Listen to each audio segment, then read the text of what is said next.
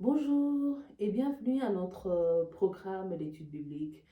Aujourd'hui, nous allons parler du récit d'Abraham parce que nous avons clôturé dernièrement avec les récits de Noé qui a été court, bien sûr un peu plus long par rapport au récit d'Adam.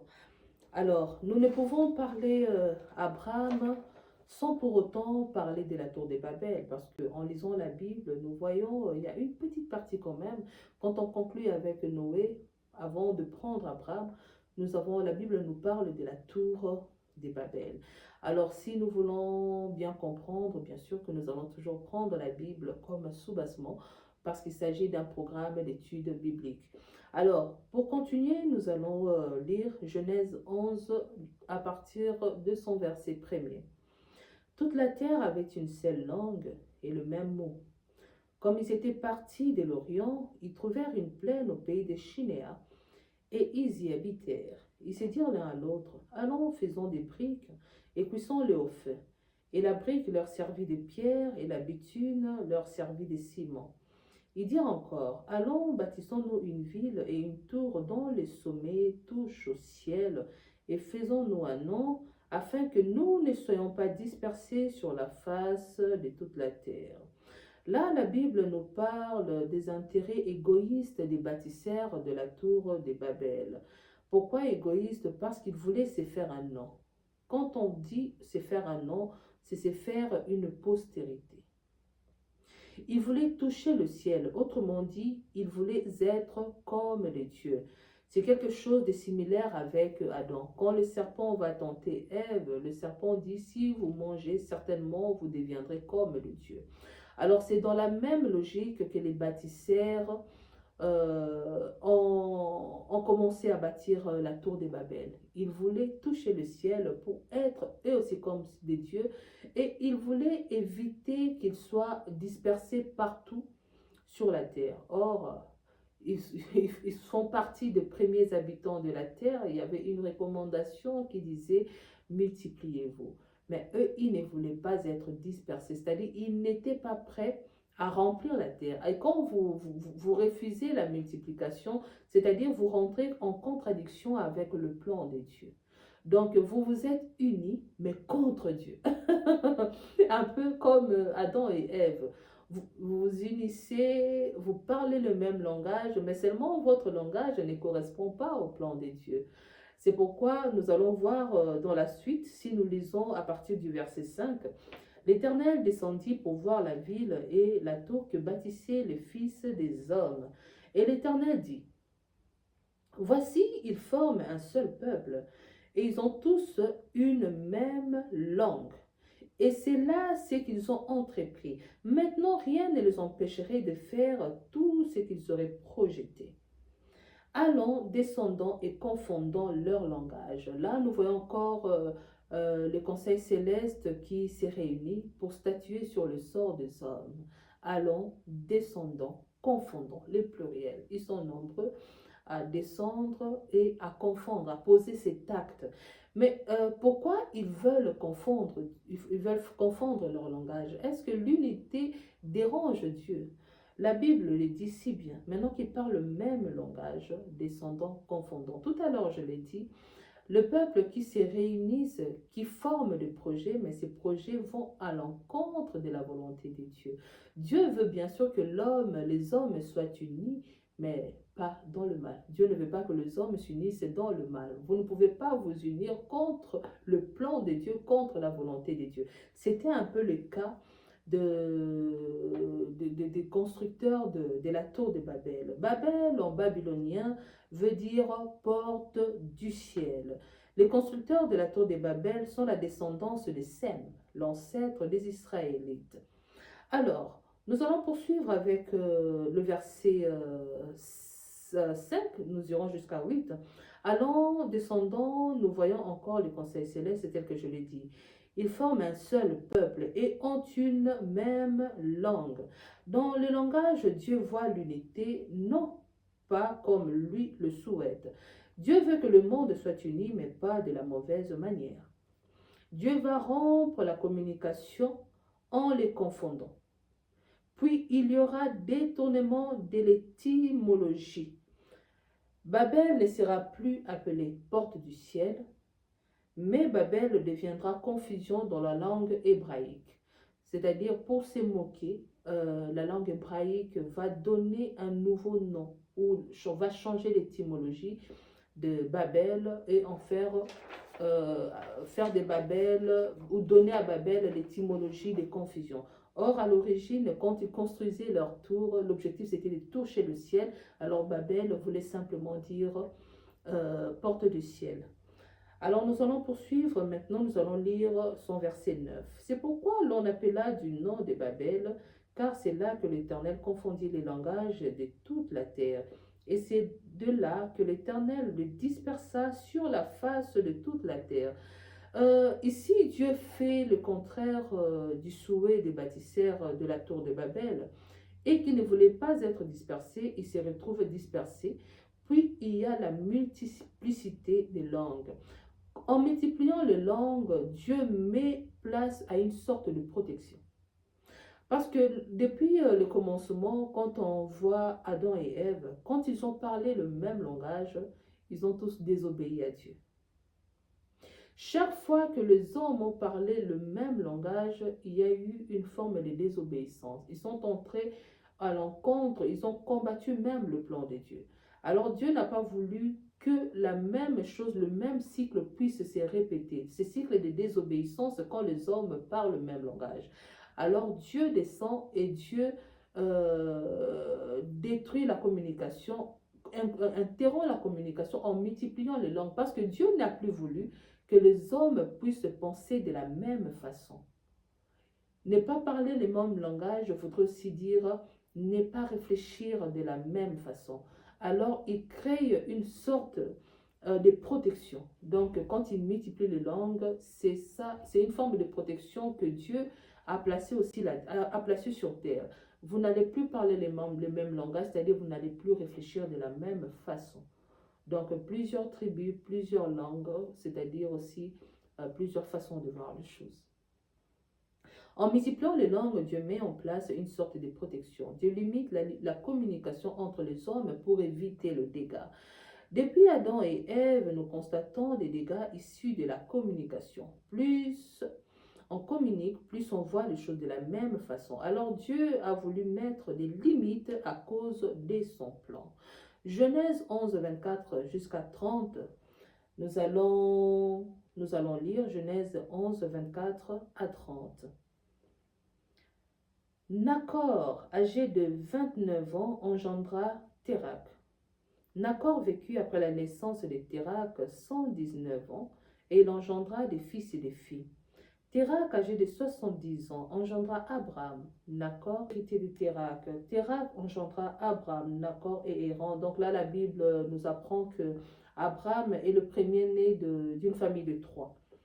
Et Haran mourut en présence de Térak, son père, au pays de sa naissance à Ur, en Chaldée. Abraham et Nachor prirent des femmes. Le nom de la femme d'Abraham était Sarai, et le nom de la femme de Nachor était Milka, fille d'Haran, père de Milka et père de Gisca. Sarai était stérile. Juste avant le verset 30, on nous parlait de la généalogie. Mais quelque chose va interrompre la généalogie, et la chose qui interrompt la généalogie, c'est la stérilité. Pour la première fois dans la Bible, on nous parle de la stérilité, parce que depuis le commencement, Abraham engendra Tel, engendra Abel, Caïn engendra. Nous avons vu une succession des naissances, mais pour la première fois, un élément a interrompu la généalogie, c'est la stérilité de Sarah. La Bible nous apprend qu'Abraham était l'aîné d'une famille de 3, tel que je l'ai dit. Depuis la tour de Babel, la Bible nous parle de la généalogie, puis un élément va interrompre cette généalogie. La stérilité de Sarah va interrompre bien sûr la généalogie dans le monde biblique. Sarah signifie princesse, Abraham signifie père haut placé. Avant Sarah, il n'y avait pas de femmes stériles. Mais à partir de Sarah, la lignée va être relancée avec l'intervention de Dieu. C'est-à-dire la naissance, donner vie n'était plus quelque chose de naturel.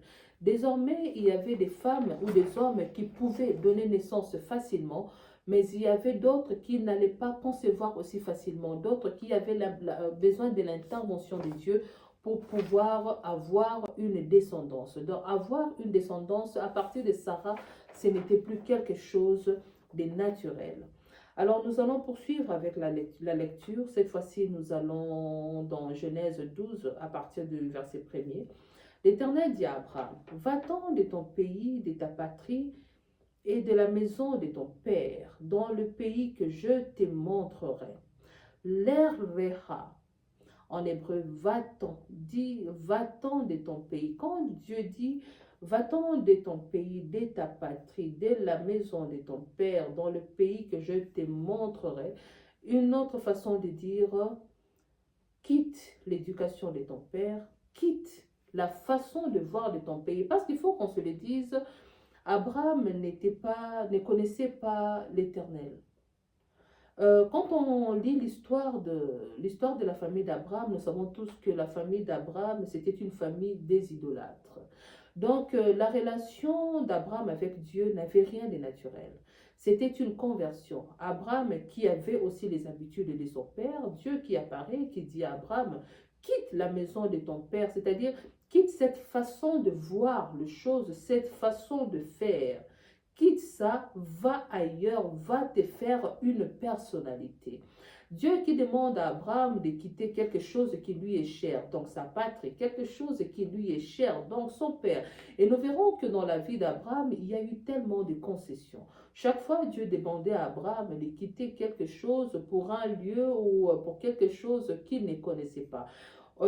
Ici, dans Genèse 12, Dieu lui demande de quitter la maison de son père, de quitter sa patrie. Mais nous verrons ça un peu plus tard quand Dieu va demander à Abraham de lui donner son fils et son seul. C'est-à-dire Dieu lui demandait aussi de se détacher de son fils. Va sur la montagne que je te montrerai. Un peu le même élément, un peu la même formule. Quitte la maison de ton père, va là où dans le pays que je te montrerai. Donne-moi ton fils et ton unique, dirige-toi vers la montagne que je te donnerai. En fait, dans la vie d'Abraham, Dieu a tellement placé des conditions. Pourquoi? Parce que le verset 2, Dieu dit, je ferai de toi une grande nation et je te bénirai. Je rendrai ton nom grand et tu seras une source de bénédiction. Dieu qui dit, je rendrai ton nom grand, en fait, Dieu vient donner à Abraham ce que le bâtisseur de Babel cherchait. Les bâtisseurs de Babel qui voulaient se faire un nom, Dieu les a dispersés parce que Dieu ne voulait pas qu'ils se fassent un nom, mais Dieu va faire d'Abraham un nom. Dieu va lui donner un grand nom. Pour dire que quand Dieu, avant que Dieu le bénisse, c'est vrai, la bénédiction est là, mais Dieu pose toujours des conditions. Je vais te bénir, je ferai de toi un grand, je ferai de toi une grande nation, je te rendrai grand. Mais avant que je ne te rende grand, je te demande de quitter. Quitte ta façon de voir, quitte l'éducation de ton père. Désormais, tu vas marcher avec moi. Alors, si tu veux accéder à la bénédiction, il y a des concessions à faire. Je ferai de toi le père des nations. Je ferai de toi tout ce qu'on veut, le Père, dans la foi, la bénédiction, tout ce qu'on veut. Mais Abraham est une personne qui a fait beaucoup de sacrifices dans sa vie. Et ça nous apprend d'ailleurs, la vie d'Abraham nous apprend à comment marcher avec Dieu. Nous voulons tous être bénis, mais des fois nous ne voulons pas, nous n'acceptons pas les conditions que Dieu nous donne. Avec Abraham, nous l'avons vu, quitte la maison de ton père, quitte ta patrie, c'est quelque chose qui lui était cher. Abraham qui laisse la maison de son père et qui se lance dans l'inconnu. Donne-moi ton fils et ton seul que tu aimes tant. Après plusieurs années dans la stérilité, Abraham qui accepte quand même de prendre son fils et de donner à Dieu. Et dans la vie d'Abraham, il y a eu toutes ces concessions. Et je pense que c'est d'ailleurs pour ça que c'est l'un des personnages les plus importants de la Bible. Il a fait des choses que personne ne pouvait faire. Connaître Dieu pour Abraham, c'était une conversion. Parce que Abraham vient d'une famille des idoles, des idolâtres. Donc, il ne connaissait pas, il n'est pas né dans le bras de l'Éternel des armées, mais il a connu ces dieux, il s'est converti, il a choisi de suivre ces dieux-là. Donc Dieu l'a choisi, Abraham aussi avait choisi Dieu. Quand Dieu dit va-t'en de ton pays, cette phrase marque une rupture avec son milieu, avec son éducation. Une aventure commence et permet à Abraham de trouver sa propre personnalité. À l'époque, les gens étaient identifiés à leur région, leur tribu et non leur pays. Parce que quand Dieu parle à Abraham ou du lieu de naissance, il y a toujours une précision, à Chaldée, tu quittes. Euh, c'est un peu aussi, il faut prendre par exemple en Afrique, où je vais prendre la RDC, notre pays. Quand les gens parlaient de leur pays, quand on identifiait les gens, on ne disait pas je suis un Congolais. L'identification partait de petits rassemblements, des tribus. Je suis né Congo, je suis Luba, je suis de l'Équateur. C'était ça l'identification. C'était vraiment dans un cadre purement restreint. Ce n'était pas comme aujourd'hui où nous allons tous dire je suis français, je suis congolais, je suis ivoirien. Non, non, non, non, non.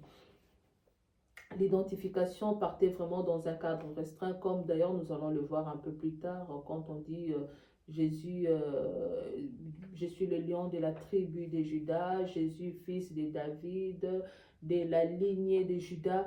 En tout cas, l'identification touchait beaucoup plus des cadres restreints. Quand on parle de l'identification, on ne voyait pas tout un pays. Bien sûr, vous êtes dans ces pays, mais pour qu'on vous identifie, on doit vraiment entrer dans les origines le plus restreint.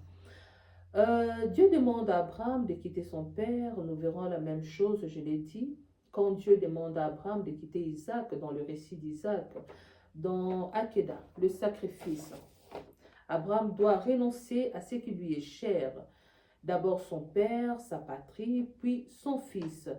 Le plus grand épreuve d'Abraham, chaque fois que Dieu demandait à Abraham de faire des sacrifices, Abraham, c'était une personne qui ne se plaignait pas. Quand Dieu demandait de faire des sacrifices, même quand Dieu demande à Abraham de quitter son père, nous n'avons pas vu Abraham se plaindre. Même quand Dieu va demander à Abraham de sacrifier son fils, nous n'avons pas vu, nous ne verrons pas Abraham se plaindre. Mais Abraham, c'était par contre un intercesseur. Quand il s'agissait des autres, c'est là que Abraham se mettait à genoux pour supplier Dieu. C'était un homme exceptionnel. Dieu lui demande d'aller dans le pays qu'il lui montrerait. Et avec son fils, Dieu demande à Abraham d'aller vers la montagne qu'il lui montrerait. Tout le temps, Dieu envoie Abraham vers l'inconnu. Nous allons lire Genèse 2. Nous allons lire Genèse 2. Genèse 12, pardon, à partir de son verset 2. Je ferai de toi une grande nation et je te bénirai, je rendrai ton nom grand et tu seras une source de bénédiction. Je rendrai ton nom grand, c'est que voulait le constructeur, je l'ai dit tout à l'heure, de la tour de Babel. Ici, Dieu nous apprend que c'est lui qui veut bénir.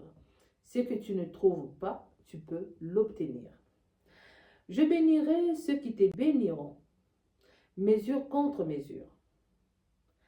Je maudirai ceux qui te maudiront.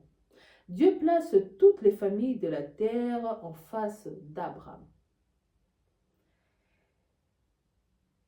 Et c'est qu'ils vont recevoir la bénédiction ou ils vont refuser ta bénédiction. Donc, c'est une question d'attitude. Quand Dieu dit, je bénirai celui qui te bénira, je maudirai celui qui te maudira. En tout cas, mesure contre mesure, Dieu a placé, tel que je l'ai dit, Abraham, c'est par Abraham que nous sommes bénis. Abraham n'est pas le père de l'humanité, comme le diraient certains. Tout le monde est venu sur terre par Adam. Ce n'est pas par Abraham.